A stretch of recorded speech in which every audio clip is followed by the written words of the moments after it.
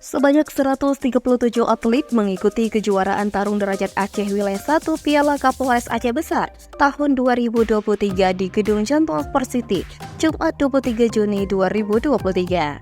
Kapolres Aceh Besar AKBP Charlie Syahputra Bustamam SIKMH menjelaskan, kejuaraan tarung derajat Aceh Wilayah 1 Piala Kapolres Aceh Besar tahun 2023 di Gedung Jantung Sport City merupakan rangkaian peringatan HUT Bayangkara ke-77 tahun 2023.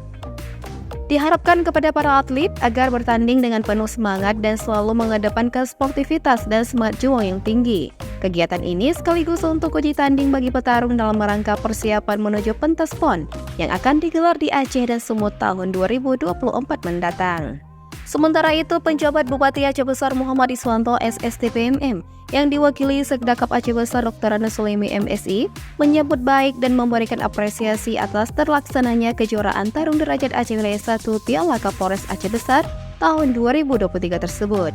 Kegiatan seperti ini, ungkapnya, sangat berarti untuk meningkatkan prestasi dan uji tanding bagi para atlet guna meraih prestasi terbaik. Ia berharap para atlet yang bertanding dapat selalu menjunjung tinggi semangat sportivitas dan semangat juang dalam meraih prestasi maksimal, serta dapat mengharumkan nama daerah.